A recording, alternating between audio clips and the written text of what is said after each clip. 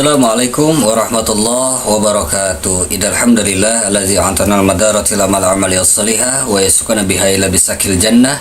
Salatullahi salamuhu daiman ala khairul bariyah wa ala alihi wa itba'ihil kiramil barah amma ba'd. Subhanallah alhamdulillah wa la ilaha illallah wallahu akbar. Allahumma shalli ala sayyidina Muhammad wa ala ali sayyidina Muhammad. Alhamdulillah sahabat Suriah, kita berjumpa lagi di acara Suriah Subuh Ceria dan Barokah. Nah, memang fenomena-fenomena alam yang terjadi bahkan di seluruh dunia ini tidak lepas karena dunia ini sudah tua, Umi ya. Sudah tua. Ketika zaman Rasulullah Sallallahu Alaihi Wasallam Isra wal Mi'raj, dunia ini digambarkan seperti nenek-nenek yang sudah tua renta. Sudah tua renta. Mungkin sekarang sudah seperti apa? Zaman Rasulullah Sallallahu Alaihi Wasallam Isra wal Mi'raj, dunia itu sudah tua renta tidak berdaya. Ya, kita tahu semua sifat daripada orang tua yang sudah tua renta itu seperti apa. Badannya sering gemetar, makanya tidak aneh juga dunia sering terjadi gempa. Apalagi sabda Rasulullah Sallallahu Alaihi Wasallam, tidak akan terjadi banyak gempa, tidak akan terjadi kiamat sebelum terjadi banyaknya gempa.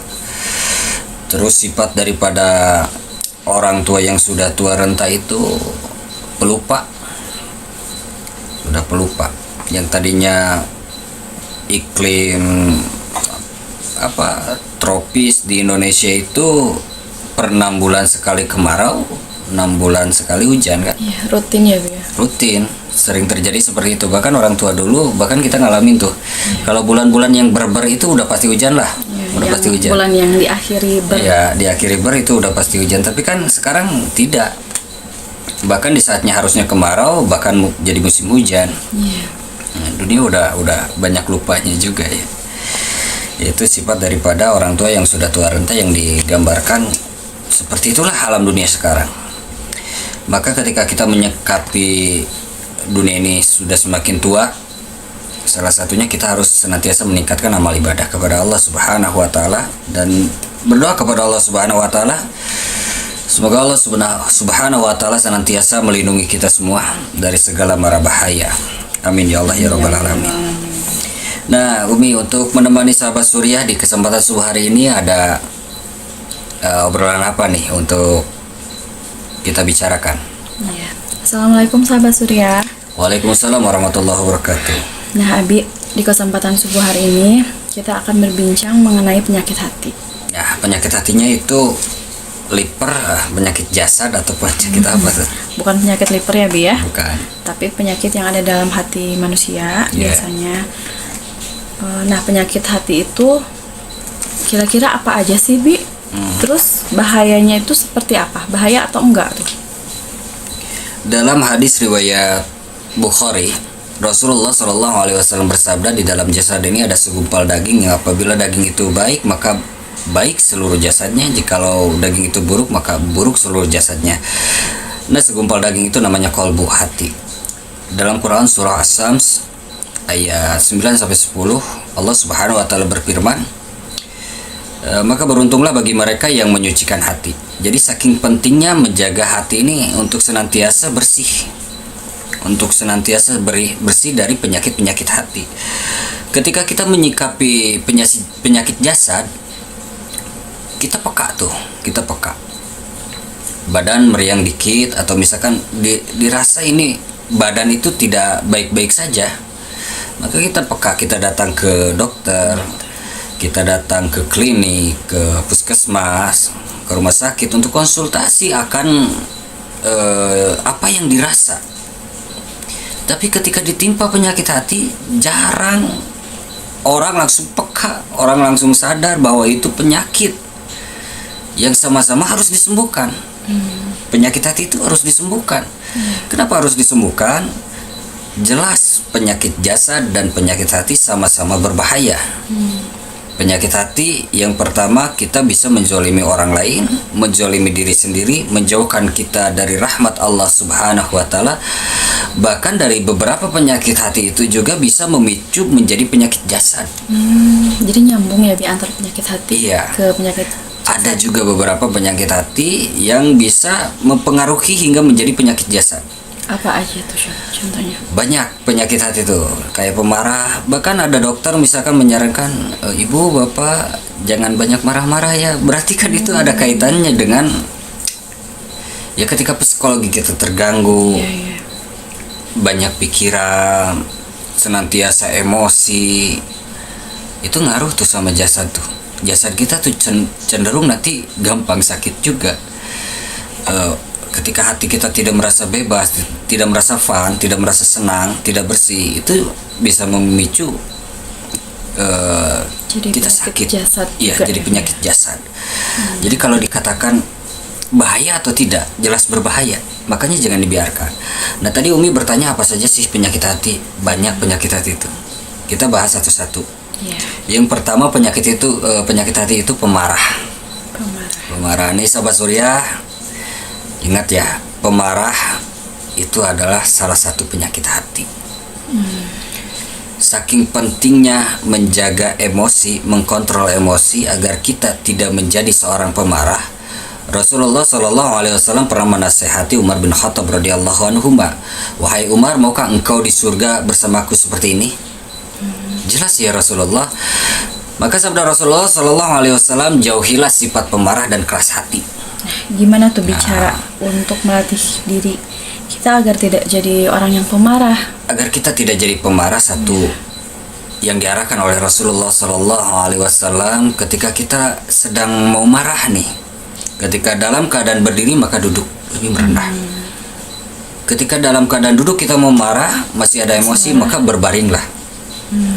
Dan diisyaratkan Rasulullah Shallallahu Alaihi Wasallam berwudulah. Juga kita ingat, ketika kita marah berarti ada lawan marah kan, ada seseorang yang ada di hadapan kita. Apakah itu ahli keluarga, tetangga, saudara, rekan kerja, teman. Karib. Ada seseorang yang ada di hadapan kita. Nah, ingat, siapapun yang ada di hadapan kita, mereka pun mempunyai hati. Misalkan yang ada di hadapan kita seorang anak, kita marah-marah, anak juga punya hati. Berarti kita sudah menzolimi anak kita. Anak sakit hati. Menyakiti hati anak kita. Nah, dan ketika marah itu, kata-kata itu kan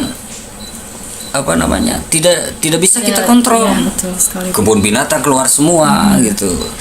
Sudah yang dihadapi manusia karena kita marah, bisa monyet misalkan, udah tahu itu manusia tapi kita katain monyet ya. Zolim, kata-kata ini sangat zolim nantinya, sangat zolim. Apalagi seorang ibu yang memarahi anaknya. Wahai ibu yang ada di rumah, sahabat Surya, ingat, kata-kata seorang ibu itu sangat mustajab, ijabah. Bahkan doa seorang ibu itu disamakan dengan seperti doanya para nabi. Makanya ketika ibu-ibu marah kepada anaknya, misalkan ibunya marah bilang ke anaknya, dasar bodoh, 40 kali dia bilang gitu, ibunya bilang gitu, itu anak pasti bodoh beneran tuh. Jadi harus lebih hati-hati ya. Lebih hati-hati jaga Dalam, kata-kata. kalau sedang marah harus lebih mengontrol. Dikontrol bahasa, lagi, emosi. dikontrol lagi, ditekan marahnya, karena marah itu awal pangkal dari segala masalah. Suami istri ketika marah-marah bisa jadi pertikaian, ujung-ujungnya perceraian. Ketika bertetangga marah-marah bisa jadi pertikaian. Jadi marah itu awal pangkal dari segala permasalahan. Hindari marah. Itu adalah salah satu penyakit hati yang harus dihindari. Bahkan Rasulullah Shallallahu Alaihi Wasallam bersabda, la taqdu balakal jannah. Janganlah engkau marah maka bagimu surga. Saking pentingnya kita menjauhi marah. Saking pentingnya. Itu penyakit hati yang pertama adalah pemarah. Yang kedua, ria. Umi tahu ria? Apa tuh ria? Ria bukan nama orang ya. Nanti nanya ria itu siapa gitu. Ria itu salah satu penyakit hati. Jadi ingin segala sesuatu itu mendapat penilaian dan pujian dari orang lain. Itu ria. Ketika disangkut pautkan dengan ibadah, maka ria ini akan menggugurkan seluruh pahala kebaikan. Contohnya apa tuh, Bu? Misalkan orang itu sholat, tahajud, saum, tapi di hatinya ingin mendapatkan pujian dari orang agar dia dicap soleh. Jadi amal ibadahnya tuh Bukan gugur. semata-mata karena Allah. Iya, bukan semata-mata karena ingin Allah, mendapat tapi pujian dari mendapat orang pujian dari orang lain. Akhirnya gugur pahala kebaikannya. Padahal Allah Subhanahu wa taala dalam firman-Nya dalam Al-Qur'an, yabtaguna fadla minallahi wa ridwana. Carilah segala sesuatu itu mencari keutamaan di hadapan Allah Subhanahu wa taala. Dan ketika segala sesuatu yang kita lakukan, kebaikan, amal ibadah yang kita lakukan untuk mendapat pujian daripada orang lain, maka gugur pahala kebaikan. Rugi banget ya, Bi ya. Sangat rugi. Kita berangkat haji, satu motivasinya agar dipanggil Ibu Hajah, Ya. agar dipanggil Bapak Bapak Haji. Ya, buat apakah haji jauh-jauh? Kalau hanya untuk mendapatkan pujian dari manusia. Kita infak, sodakoh, zakat, agar dicap sama manusia itu kita orang kaya yang dermawan. Jadi hindari ria. Akan ria ini sudah membuat capek hati, menggugurkan pahala kebaikan yang kita lakukan. Jadi sifat penyakit hati yang kedua adalah ria yang harus kita jauhi. Yang ketiga itu ada sifat sombong. Wah, ini sombong nih. Sifat sombong itu sangat berbahaya. Salah satu penyebab iblis. Salah satu sifatnya iblis. Iya, iblis terusir dari surga itu gara-gara sombong kan. Gara-gara sombong. Sombong itu atau dalam bahasanya takabur. Jadi segala sesuatu yang Allah anugerahkan kepada dirinya dipakai untuk menzolimi orang lain, merasa berbangga diri dengan apa yang dia miliki. Dia kaya, dia menzolimi orang lain, dia merasa sombong dengan kekayaannya, Merendahkan orang lain. merendahkan orang lain. Dia pintar, dia merasa bangga dengan kepintarannya, dia zolimi orang lain, dia rendahkan orang lain dengan kepintarannya. Jadi sombong ini sangat dibenci oleh Allah Subhanahu wa taala, seperti dalam Quran surah Luqman ayat 18. Allah membenci sombong ini. Janganlah sekali-kali kalian berlaku sombong dan berjalan angkuh di muka bumi ini. Allah benci terhadap orang-orang sombong. Dan kisah-kisah terdahulu itu harus jadi pembelajaran, harus jadi iktibar. Dulu itu ada orang kaya namanya Qarun. Qarun itu kaya tapi sombong dan menentang Allah Subhanahu wa taala. Akhirnya apa? Qarun ditenggelamkan, dibinasakan oleh Allah Subhanahu wa taala. Ada Haman. Haman itu pintar, tapi dengan kepintarannya dia sombong dan menentang Allah Subhanahu wa taala. Akhirnya dibinasakan oleh Allah Subhanahu wa taala. Ada juga raja Firaun, Ramses itu kan. Iya. Dia berkuasa tapi sombong dan menentang Allah Subhanahu wa taala, maka Allah binasakan juga, tenggelamkan. Sudah banyak kisah-kisah terdahulu yang harus jadi bahan pembelajaran bahwa ketika Allah memberikan sebuah anugerah kepada kita dan kita jadikan itu menjadi bahan atau kesombongan, maka Allah binasakan. Sa'alabah dulunya miskin, diberi kekayaan, dia sombong dan menentang Allah Subhanahu wa taala, menentang Rasulullah sallallahu alaihi wasallam. Akhirnya dibangkrutkan kembali di zaman Umar bin Abdul Aziz dalam keadaan hina. Jadi sudah banyak pembelajaran, mau yang kaya, mau yang pintar, mau yang berkuasa, tapi dipakai untuk menyombongkan diri, maka Allah binasakan. Jadi sudah nampak nih, kita mau ambil celah mana?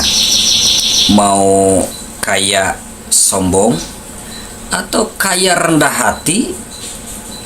Kaya sombong, menentang Allah Subhanahu wa taala, menzolimi orang lain, atau menjadi seorang yang kaya rendah hati, dermawan dan rajin ibadah. Itu sudah ada figur-figur terdahulu. Ketika ada Qarun, Contoh yang iya ada Qarun, ada Nabi Sulaiman alaihissalam. Ketika ada Sa'alabah, maka ada contoh yang lebih baik, yaitu Abdurrahman bin Auf radhiyallahu anhuma, Utsman bin Affan radhiyallahu anhuma, kaya, dermawan, rendah hati, ahli ibadah. Nah, jadi jauhi sifat sombong, karena sombong bisa membinasakan kita sendiri. Selain menzalimi orang lain, kita juga akan binasa dengan kesombongan itu. Itu sifat penyakit hati yang keempat. Yang selanjutnya itu ada hasad. Nah, ini tidak kalah berbahaya nih, hasad ini. Dalam hadis riwayat Abu Daud, Rasulullah Shallallahu Alaihi Wasallam mengingatkan kita untuk menjauhi hasad, karena hasad ini sebuah sifat seperti bisa membakar pahala seperti api membakar kayu bakar. Itu dalam hadis riwayat Abu Daud. Hasad itu. Lalu apa hasad ini? Menurut Ibnu Taimiyah, Ibnu Hajar, terus menurut Imam An-Nawawi dalam kitabnya Riyadhus Shalihin, hasad itu tidak ridho segala sesuatu yang dimiliki oleh orang lain, perkara dunia maupun perkara akhirat, apapun yang dimiliki orang lain itu ingin hilang dari dirinya. Itu saking bahayanya hasad.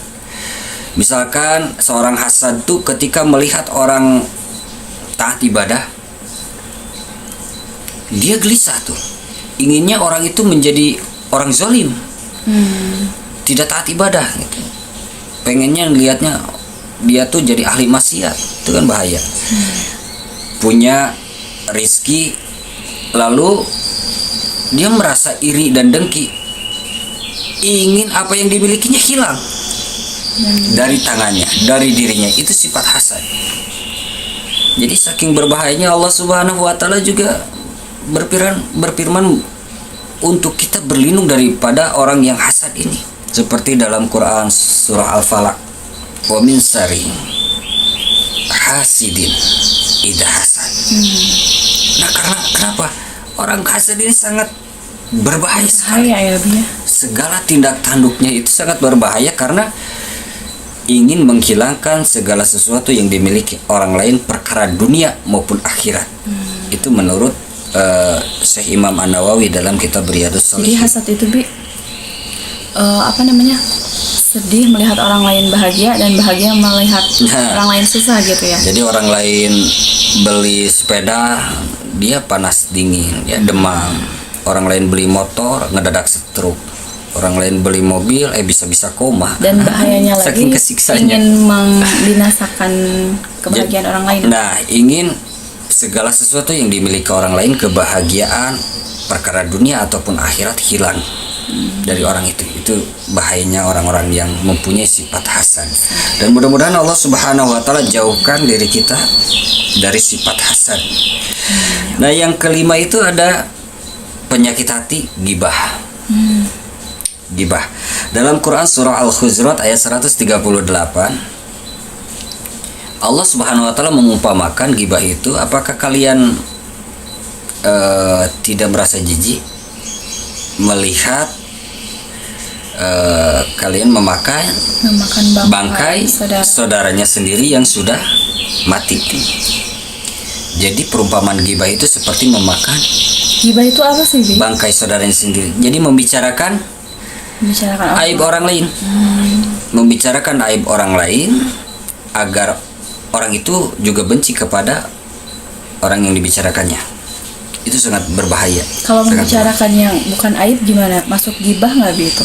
Kalau bukan aib, jelas bukan ghibah karena motivasi. Jadi itibar, jadi bahan pembelajaran. Nah, motivasi ghibah itu agar orang yang kita ajak bicara itu satu server tuh bisa membenci orang yang kita bicarakan. Jadi hindari ghibah, itu perbuatan yang sangat hina. Bahkan Allah Subhanahu wa taala mengumpamakan seperti memakan bangkai saudaranya sendiri. Subhanallah. Nah, wahafidhil lisan, jaga senantiasa lisan ini. Jaga senantiasa lisan ini, jangan sampai ada peribahasa no gibah no fun gitu. No gibah, no kadang fun. Emang nggak sengaja nggak sadar gitu. Nah, kadang kan? Tidak sadar karena terbiasa, bukan tidak sadar karena sudah terbiasa kita membicarakan orang lain, akhirnya hari-harinya itu dosa terus.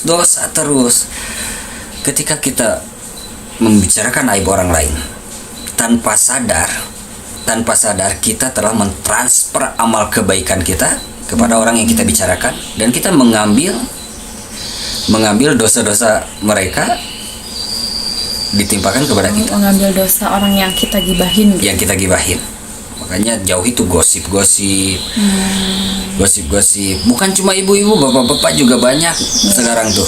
Bapak-bapak juga banyak. Hindari gibah, membicarakan aib orang lain dengan motivasi agar orang lain itu mengetahui kejelekan, dan kejelekan itu menjadi konsumsi publik. Terus kita mempunyai motivasi agar orang yang kita ajak bicara membenci orang yang kita bicarakan aibnya. Ketika kita bicara aib dan aib itu tidak terbukti, maka jatuhnya fitnah. Iya. Dan itu lebih berbahaya. Bisa juga ya. Makanya wahafidzi lisan, jaga lisan, jaga lisan. Lebih baik kita sibuk mengkoreksi diri sendiri daripada kita sibuk mengkoreksi orang lain. Kita sibuk dengan memperbaiki diri daripada kita sibuk memperbaiki orang lain. Nah, ketika kita sudah terlanjur dalam satu tongkrongan dan tiba-tiba alur pembicaranya mau membicarakan aib orang lain, maka kita menghindar. Justru malahan lebih baik kalau ada aib saudara kita sendiri ya, sesama muslim. Iya. Justru harusnya kita tutupin ya, Bi. Kita tutupin, bukan kita korek-korek. Korek-korek ya. Terus kita merasa senang membicarakannya. Nah, sesungguhnya mereka sedang memakan bangkai saudaranya. Bahkan di alam barzah nih, di alam barzah, orang yang senantiasa bergibah, Allah Subhanahu wa Ta'ala ciptakan kukunya dari besi dan dia akan mencakar-cakar wajahnya sendiri sampai habis. Itu siksaannya bagi orang yang senantiasa bergibah. Jadi wahafizil lisan, jaga lisan ini, jauhi gibah. Yang keenam itu namimah. Namimah itu mengadu domba. Ini penyakit hati juga yang harus kita hindari. Namimah, mengadu domba. Orang yang sebenarnya tidak bersengketa, tidak bermasalah. Bagi orang-orang yang punya penyakit hati namimah ini tidak merasa senang orang damai itu. Gitu. Ada aja dikorek-korek supaya orang lain tuh berantem, bertikai.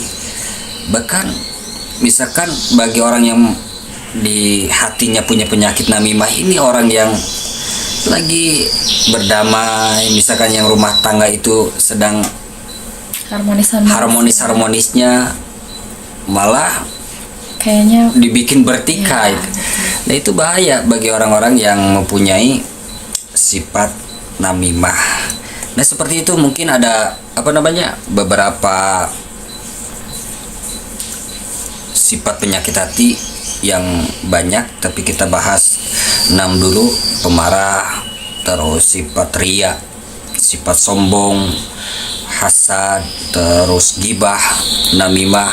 Banyak sebenarnya, ada kikir, malas, dan sebagainya. Kita bahas 6 sifat yang senantiasa harus kita jauhi, kita hindari, dan secepatnya kita resapi nih hati ini.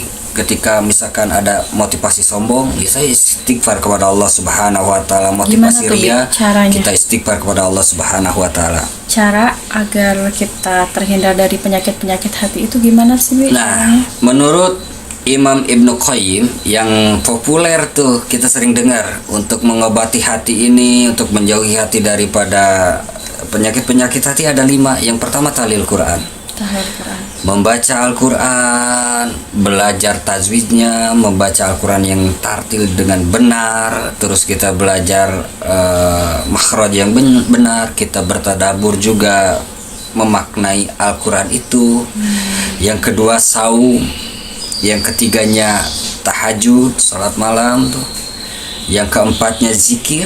Yang kelimanya berkumpul dengan orang-orang yang soleh. Ketika serversnya orang-orang soleh, yang diulangi-ulanginya, yang dibahasnya kebaikan-kebaikan, meningkatkan jazmah amaliyah ibadah, mungkin sedikit-sedikit kita akan terhindar dari sifat-sifat penyakit hati. Karena ketika kita memiliki penyakit hati itu sungguh merugi. Apalagi penyakit hati ini kalau sampai ke bawah mati, kita akan menjadi bangkrut menurut Rasulullah Sallallahu Alaihi Wasallam. Rasulullah Sallallahu Alaihi Wasallam pernah bersabda, ya, yang diriwayatkan dari hadis riwayat Muslim dan Tirmizi. Abu Hurairah radhiyallahu anhu berkata, Rasulullah Sallallahu Alaihi Wasallam bersabda, tahukah kalian orang yang bangkrut itu Menurut para sahabat menjawab, ya Rasulullah, orang yang bangkrut itu orang yang merugi dalam berdagang. Jawab Rasulullah Shallallahu Alaihi Wasallam, bukan. Orang yang bangkrut itu ketika di hari kiamat mereka datang dengan pahala sholat, pahala zakat, pahala puasa mereka dengan berbagai pahala. Tapi begitu banyak orang-orang yang disakiti olehnya, diinjak-injak kehormatannya, dizolimi oleh dirinya, maka pahala-pahala itu akan diambil oleh orang-orang yang telah dia sakiti. Diambil oleh orang-orang yang telah dia sakiti. Ketika pahala itu habis, maka akan ditimpakan segala keburukannya dari orang-orang yang dia sakiti, ditimpakan kepada dirinya, hingga dirinya dicampakkan ke dalam api neraka. Summa nauzubillah. Itulah orang-orang yang bangkrut. Maka supaya kita tidak bangkrut, tidak merugi di akhirat nanti, hindari kita menzolimi orang lain dengan dasar kita memiliki penyakit hati. Maka dari itu jauhi penyakit hati ini agar kita tidak menzolimi orang lain, kita tidak menzolimi diri sendiri, dan kita tidak menjauhkan diri dari rahmat Allah Subhanahu wa Salah satunya Ta'ala. dengan obat hati yang tadi ya. Nah, obat hati yang tadi yang dikatakan oleh Imam Ibnu Qayyim yang sudah populer itu ada 5: membaca Al-Quran, saum, tahajud, terus zikrullah, dan berkumpul dengan orang-orang soleh. Mudah-mudahan Allah Subhanahu wa Ta'ala senantiasa menjaga kita dari penyakit-penyakit hati, dan kita senantiasa menata diri untuk menjadi manusia yang lebih baik dengan akhlak-akhlak terpuji, akhlakul karimah. Jumpa lain kesempatan insyaallah. Assalamualaikum warahmatullahi wabarakatuh.